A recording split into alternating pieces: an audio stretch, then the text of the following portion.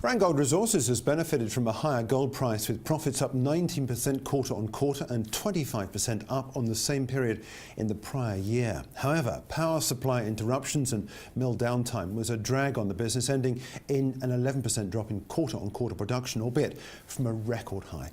Mark Bristow is CEO and joins us now from the London Stock Exchange. Mark, it's good to talk to you. Clearly, it's been a good quarter in terms of the benefits and the rise in the gold price, but how frustrated are you that progress has been hampered by operational headwinds? You know, I think I've always said you can't run a gold company on a quarterly basis. And, you know, if you look back at the same quarter a year ago, we've really made a lot of progress. As you rightfully point out, you know, the base of our business is designed at 1,000, and with, you know, the fill up in the gold price, on the profit line, we did really well. It augurs well for the rest of the year because, you know, as we pick up on the gold production, that'll improve our bottom line. And I think what's particularly pleasing is the performance of the Loulo-Gounkoto operations. So we had a mixed bag as far as operations go. A softer production profile out of Kabali and DRC and Tongan and Ivory Coast, but a very solid performance in our Mali operations, particularly on the back of our move to own a miner, and we're seeing now those cost savings coming through. Well, can I pick up on that point actually about the Ivory Coast operations, the Tongan production shortfall, seemingly because of power supply issues. What can you do as a company to cut downtime due to this sort of issue that the mine in Ivory Coast has been suffering from? Yeah, I think you know, it was power, and it was also we commissioned a new addition, a crusher addition to our processing flow sheet. So a double whammy. The power interruptions and instability aggravated that you know, unstable plant that always comes with commissioning. This power issue has been going on for some time as the Côte d'Ivoire really gets its infrastructure and distribution back on track, following, you know, a long period of instability in that country where the north and the south were almost not talking to each other. At the same time, the power utility has you know, been trying to force significant increases in tariffs against the sort of principles of the industry and at large as investment agreements with the government, and also, you know, some resistance from the community at large. You know, Randgold's Tongan mine is the largest power consumer in the country, so, you know, we always hurt when there's a lack of power or there's instability in the lines, and we're right up in the north, so we don't have ring feeds that support to prevent that, and so we have to go to our backup generating facility to ensure that the mine can still run, and that of course increases the costs. Well, one assumes that the local authorities there want to try and encourage you to continue to operate there, because I know that you're trying to extend the mine life there at Tongan, aren't you? How are you dealing with this? What progress are you making in terms of the extension of the mine life?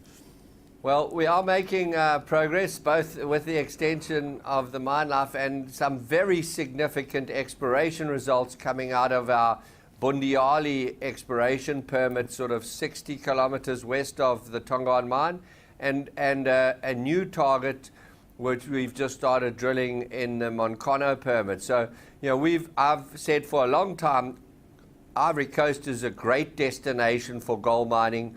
It's underexplored, it's very prospective, it's got excellent infrastructure, and just coming back to the power, you know, this is an issue that we've been working with the government on. So it's not a case of, you know, the government not being concerned. It's very concerned. The president is involved directly, his office, as well as the prime minister, and then the various ministries that are related to power and infrastructure and mining. I want to pick up as well on the points mentioned in the report about the interruptions at Kabali and the DRC. Certainly worthy of mention in the release, but this appears to be downtime that was authorised to change the mode of extraction. Is this over now, or is the downtime extending into this current quarter? No, it's over. We had, again, as things go in mining, we allocated some time to run a campaign to test the process on 100% hard rock feed, because that's ultimately what the mine will run on in 2 years' time. And as we deplete the near surface ore, we are moving more and more towards hard rock 100%. So we had to clean up some of the circuit balances, and we ran that, and that impacted on our production. But the real impact was we damaged a journal on one of the mills, and we had to take the mill down for 8 days. And so the mine limped along for 8 days. We fixed that mill. It's back online by the end of the quarter. And so, the operation is now ramped back up to its throughput design, and it'll stabilize there as we go forward in the year. And we've always guided a back end, a better second half than a first half, because of the commissioning at Tongan and this campaign trial that we had planned in Kabali. Do you see full year guidance under threat because of the production shortfalls you've been having in Q1, or are you happy that you're on target for the full year? Yeah, we're still in line to come in within our guidance at this stage. It's only 3 months into the year, so we've got, and we, as I pointed out, we were planning to get a better second half than the first half. So, and our big again, I've never tried to run Randgold Resources on a quarterly basis, and and mining comes with these challenges. It's important that we manage them and get back on track as quickly as possible, which I believe we've done. Absolutely, it's a long-term game. I understand that, and I know that you're committed to the long-term, having started Randgold. The costs, where are you with all-in costs? How are you preparing for the future on the cost side?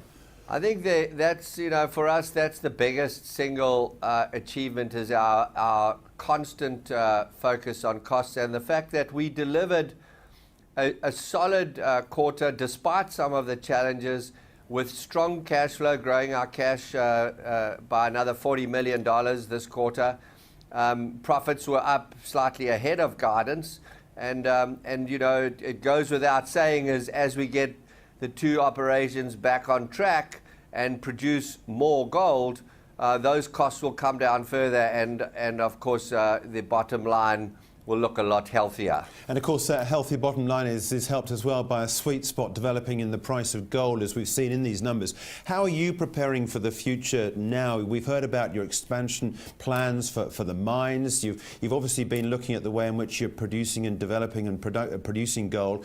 And with this gold price rising, I mean, it's all power to your elbow in every single respect here. What's your priority now? I think the key here is that, we've always been a long-term player. We're mindful gold is a cyclical business, as are other commodities, and we manage our business on a long-term $1,000 gold price.